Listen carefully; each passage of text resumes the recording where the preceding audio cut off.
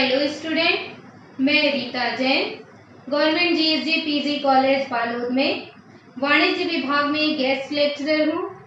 आज का lecture MCom second same का सब्जेक्ट बिजनेस लॉ, जिसमें मैं आप लोगों को आज यूनिट 5 के बारे में बताऊंगी।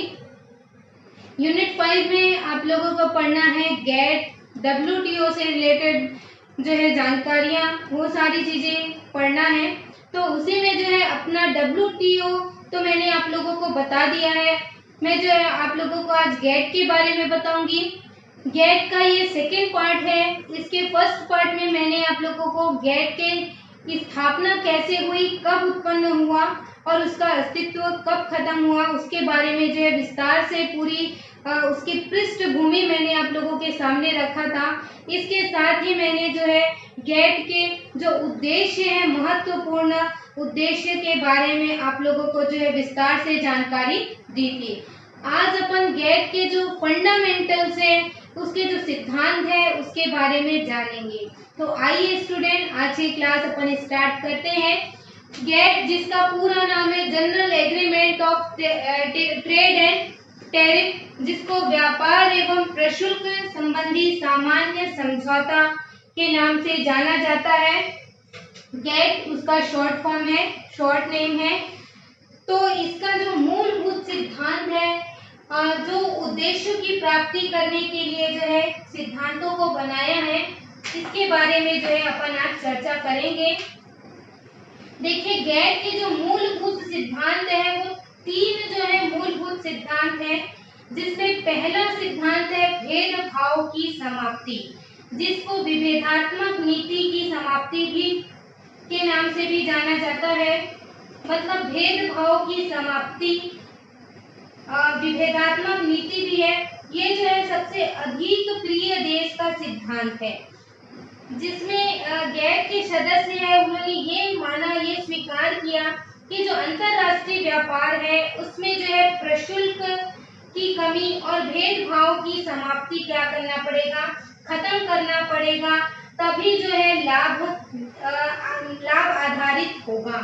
तो इनका जो उद्देश्य है वो है कुछ अपवाद जो है उनको छोड़ करके जो सदस्य देश हैं उनके द्वारा जो है आयात निर्यात के करों में जो है शर्त रहित बनाना और जो है उसको सभी अनुग्रहण कर सके, और राष्ट्र व्यवहार अपनाने पर क्या किया गया है, बल दिया गया है। कहने का मतलब गेट जो है भेदभाव को क्या करना चाहता था, समाप्त करना चाहता था। इसलिए उनके जो फंडामेंटल से प्रिंसिपल है वो यही कहते हैं कि भेदभाव को क्या करना, समाप्त करना। फंडामेंटल प्रिंसिपल है भेदभाव की नीति को समाप्त करना। इसके बाद दूसरा जो फंडामेंटल है वो प्रिंसिपल है परिणात्मक प्रतिबंधों में कमी करना। गेट में ये भी व्यवस्था दी गई थी कि सदस्य देश जो है व्यापार क्षेत्र में लगाए जाने वाले जो प्रतिबंध है उसको क्या करना पड़ेगा, कम करना पड़ेगा। और जो जैसे माल में जो कोटा प्रणाली है उसको क्या करना पड़ेगा, समाप्त करना होगा। और जो प्रतिबंध है उसको कम करना पड़ेगा, ताकि जो अनावश्यक रूप से जो दूसरे देशों को हानि होती है वो हानि उठानी न पड़े। तो प्रतिबंधों को जब तक समाप्त नहीं किया जाएगा तब तक ये अंतरराष्ट्रीय व्यापार करना क्या है, मुश्किल है। तो जो कोटा निर्धारित किया गया है, जो अंतरराष्ट्रीय व्यापार के संबंध में प्रशुल्कों को निश्चित किया गया है, उनको क्या करना पड़ेगा, खत्म किए बिना अंतरराष्ट्रीय व्यापार एक देश दूसरे देश के पास नहीं आ सकता। तो प्रशुल्कों को समाप्त करने के संबंध में क्या किया गया था, जो है समझौता करार जो है इनका सिद्धांत बनाया गया था। तीसरा है प्रतिबंधों को समाप्त करने के साथ साथ प्रशुल्क के लिए क्या करना, समझौता करना। अंतरराष्ट्रीय व्यापार में जो है उसका विकास करने के लिए देश में जो प्रशुल्क की दीवार खड़ी है, सबसे बड़ी बाधा है अंतरराष्ट्रीय व्यापार की। इस बाधा को क्या करना है, खत्म करना है। तो गेट में प्रावधान था कि सदस्य देश क्या है आपस में मिलकर क्या करेंगे, प्रशुल्क को घटाने का प्रयास करेंगे। जो स्टार्टिंग में 23 देशों ने क्या किया था, इसमें समझौता किया था, वो जो सदस्य देश है वो आपस में मिलकर के क्या करेंगे, प्रशुल्क को कम करेंगे। और बड़ी मात्रा में उन्होंने क्या किया, प्रशुल्कों को विशेष रूप से कम किया गया और जो आयात की कोटा है उसको भी क्या किया गया, जो है कम किया गया। कोटा जो निर्धारित किया गया था उसको भी धीरे धीरे समाप्त किया गया। तो इस प्रकार से समझौते जो है एक दूसरे के लाभों को देख करके क्या किया गया था, बनाया गया था। साथ ही साथ व्यापार में जो विवाद उत्पन्न होंगे उसका भी निपटारा करने के लिए जो है आपस में क्या किया जाएगा, सलाह मशविरा लिया जाएगा। तो ये 3 जो मूलभूत सिद्धांत है उसके तहत जो है गेट अपने मार्ग पर क्या हुआ, आगे पहुंचा। और 8वें दौर की वार्ता के बाद जो गेट ने नया मोड़ लिया उसको भी अपन जानेंगे कि जो दौर था वो क्या था। लेकिन पहले जो है इसके सिद्धांतों को अच्छे तरीके से समझना होगा। तो गेट का जो प्रमुख उद्देश्य था कि व्यापार के भेदभाव को समाप्त करके प्रतिबंधों को कम करते हुए बहुपक्षीय स्वतंत्र व्यापार का क्या करना, विकास करना और विश्व व्यापार की जो नई दिशा है उसको प्रदान करना, विश्व व्यापार को समृद्ध बनाना और विकसित करना। तो जब गेट के अंतर्गत जो समझौते हुए हैं तो उसमें जो है अपन देखेंगे कि कौन कौन सी बातों को ध्यान में रख करके समझौते किए गए हैं। पहला समझौता है उद्योगों की आवश्यकता। सदस्य देश जो है उनमें उद्योगों की आवश्यकताओं को ध्यान में रखते हुए क्या किया गया है, समझौता किया गया है कि उद्योग किस प्रकार के हैं उसको ध्यान में रखते हुए। फिर दूसरा जो समझौता किया गया है उसमें प्रशुल्क की आवश्यकता। जो अर्धविकसित देश है उसके आर्थिक विकास के लिए, संरक्षण के लिए और आय को प्राप्त करने के लिए प्रशुल्क की आवश्यकताओं को भी क्या किया गया है, ध्यान में रखा है। देखिए क्योंकि प्रशुल्क से ही देश को क्या होती है, एक प्रकार की आय होती है शुल्क लगाने से। तो इन प्रशुल्क को भी क्या किया गया है, ध्यान में रखा गया है ताकि किसी भी देश का जो आर्थिक विकास है वो क्या ना हो सके, रुके ना, आर्थिक विकास भी होए और उनको जो है देश को आय भी प्राप्त होए। तो प्रशुल्क की आवश्यकताओं को भी क्या किया गया है, ध्यान में रखा गया है। फिर तीसरा जो चीज है वो है परिस्थितियां। सदस्य देशों की जो विशेष परिस्थितियां हैं जैसे राजस्व की, विकास की, इनको भी क्या किया गया है, ध्यान में रखा गया है। तो प्रशुल्क को ध्यान में रखते हुए, परिस्थितियों को ध्यान में रखते हुए ये जो है करार किया गया है। और प्रशुल्क में कटौती करने के लिए भी नियमों का पालन किया गया था जिसमें सभी को लाभ मिले। प्रशुल्क में वृद्धि की अधिकतम सीमा निर्धारित की गई और सौदेबाजी जो बेरिंग टैरिफ है उसको भी हतोत्साहित किया गया और प्रशुल्क के संबंध में क्या किया गया, समझौता किया गया। तो प्रशुल्क के लिए जो समझौता किया गया था उससे भी बहुपक्षीय नीति जो है अपनाई गई। ये थी गैट के संबंध में मूलभूत सिद्धांत। अब अपन देखते हैं कि गैट के क्या कार्य हैं, जिसमें सबसे पहला फंक्शन है फंक्शन ऑफ गैट। गैट का उद्देश्य तो जान गए हैं, सिद्धांत जान गए हैं, अब गैट को करना क्या है, क्या उसके कार्य हैं। देखिए सबसे पहला कार्य है सबसे पसंदीदा राष्ट्र, मोस्ट फेवरेट नेशन क्लॉज बनाया गया। सबसे पसंदीदा राष्ट्र गैट के द्वारा जो अपनाए गए प्रावधान है उनमें से ये एक कार्य है मोस्ट फेवरेट नेशन की अवधारणा, जिसमें समझौते के जो सभी अनुबंध है, पक्ष है, उसमें सबसे पसंदीदा राष्ट्र के रूप में क्या किया जाएगा, माना जाएगा। तो इनका उद्देश्य यही था कि किसी एक को दिए गए लाभों को सभी जो है पक्ष है उनको भी क्या किया जाना चाहिए, बढ़ाया जाना चाहिए और राष्ट्र के बीच में कोई भी भेदभाव नहीं होना चाहिए। और गैर भेदभाव और पारस्परिकता के सिद्धांत पर क्या करना चाहिए, व्यापार करना चाहिए। तो सदस्य देशों को किसी भी प्रकार की नई व्यापार की रियायत देने से हतोत्साहित जब किया जाएगा तब तक कि उनके बीच जो है आपस में सहमति नहीं हो गई हो।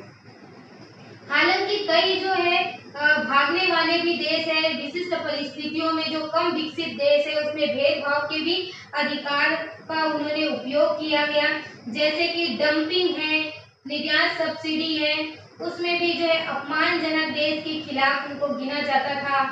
तो इस प्रकार से जो है उनको व्यापार के लिए कुछ विशेष रियायत दी गई, विशेष छूट दी गई। इसके बाद दूसरा कार्य है व्यापार वार्ता, जो है विचार विमर्श करने के लिए सदस्य देशों की क्या होती थी, आपस में बैठक होती थी, जिसको गेट दौर या गेट वार्ता के नाम से जाना जाता है।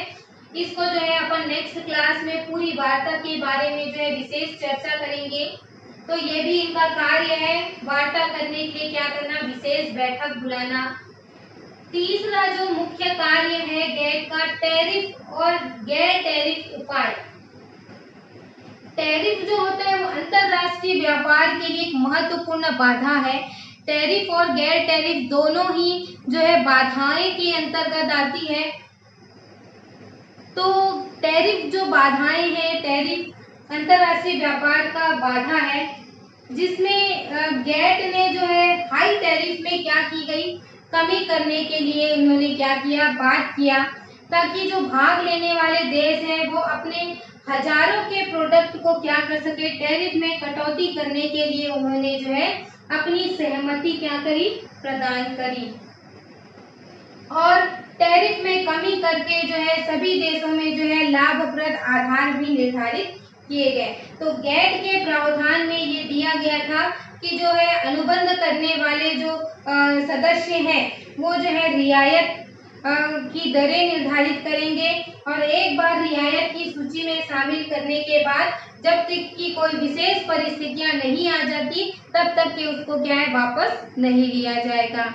इसके बाद आता है गैर टैरिफ उपाय, जो कि द्वितीय विश्व युद्ध के बाद जो है गैर व्यापार बाधाओं को कम करने के लिए जो है विश्व व्यापार में जो है बाधाएं आई, जिसमें गैर टैरिफ बाधाओं की समस्याओं का समाधान किया गया अंतर्राष्ट्रीय अनुशासन के तहत, और सभी समझौते जो है विकासशील देशों के लिए और उनकी परिस्थितियों के लिए उनका उपचार करने के लिए प्रदान किए गए।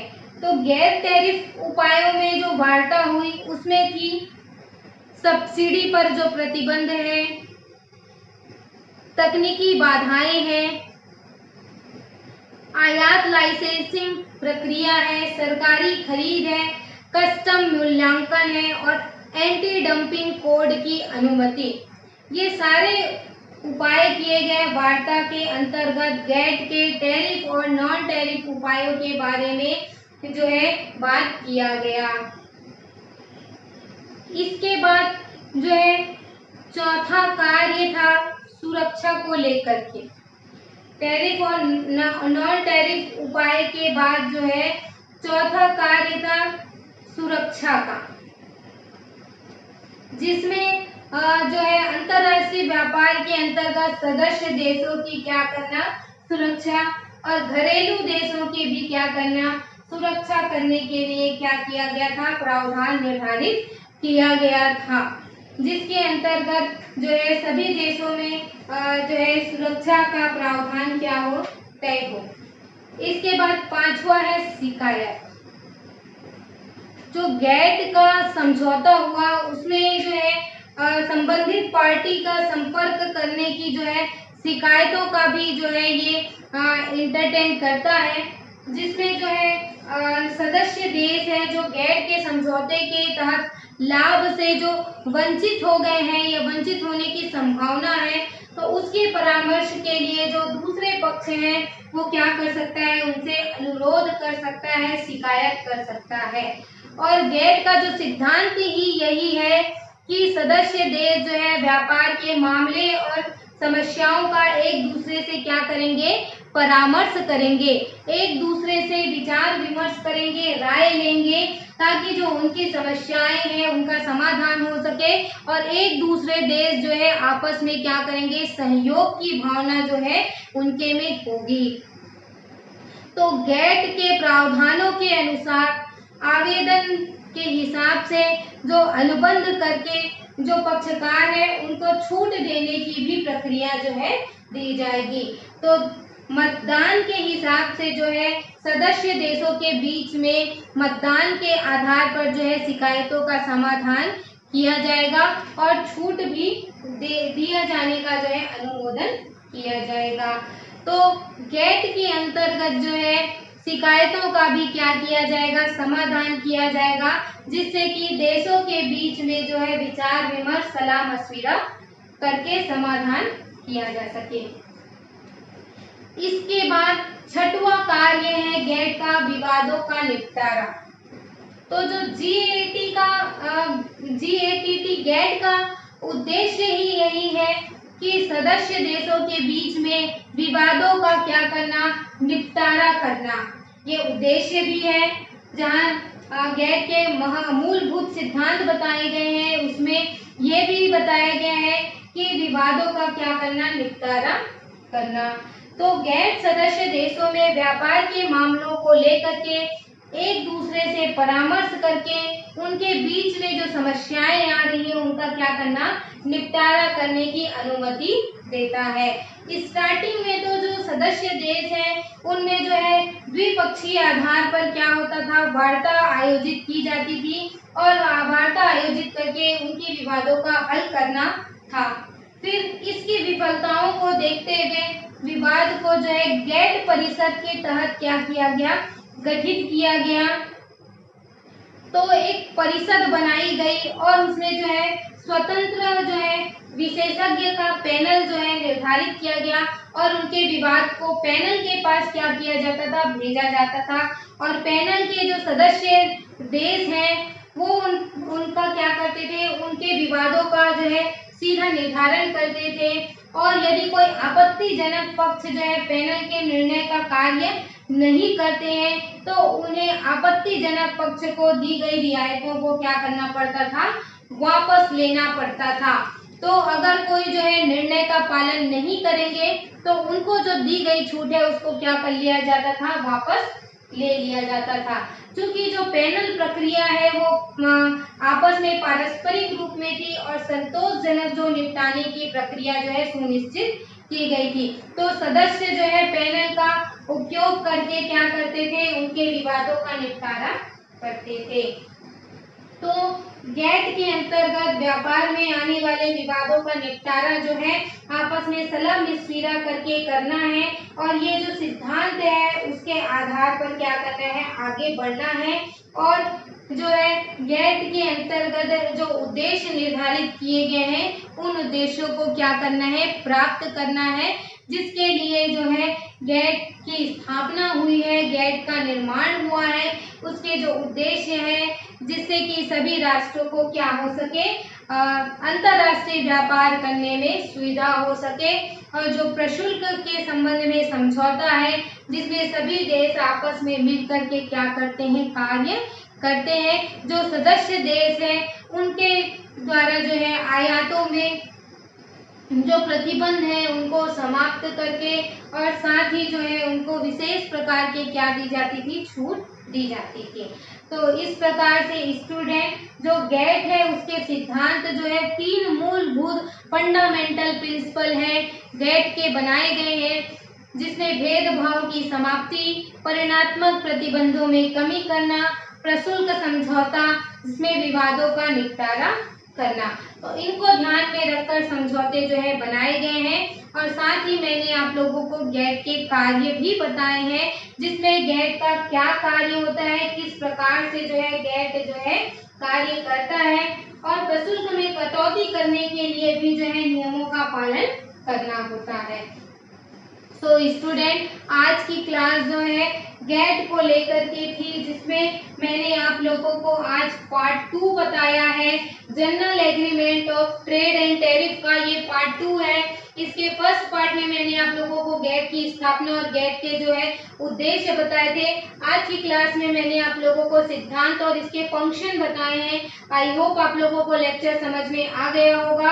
और गेट से रिलेटेड अगर कोई भी जो दिक्कत जाती है तो मुझे जरूर कमेंट करेंगे, और जो है लेक्चर को सारे दोस्तों के साथ भी क्या करें, शेयर करें, ताकि वो भी जो है लेक्चर को देख सके, समझ सके। ये आप लोगों का यूनिट 5 है। तो आगे अपन जो है गेट के सिलसिले में और भी चर्चा करेंगे, और भी चीजें जो है गेट के बारे में जानेंगे कि कौन कौन सी वार्ताएं जो है गेट के अंतर्गत हुई थी, गेट से भारत को क्या प्रभाव पड़ा, डंकल प्रस्ताव क्या हुआ था। ये सारी चीजों के बारे में अपन विस्तार से अपने जो है नेक्स्ट लेक्चर में देखेंगे। सो स्टूडेंट, आज की क्लास में यहीं पर समाप्त करती हूँ। आई होप आपको लेक्चर जो है समझ में आया होगा। आप जो है लेक्चर को बार बार देखिए, बार बार सुनिए, ताकि आपको वो चीजें क्या होती जाए, याद होते जाए और समझ भी आते जाए। तो and thank you so much guys for watching lecture. और कोई भी दिक्कत जाता है तो जरूर बताएं। Thank you.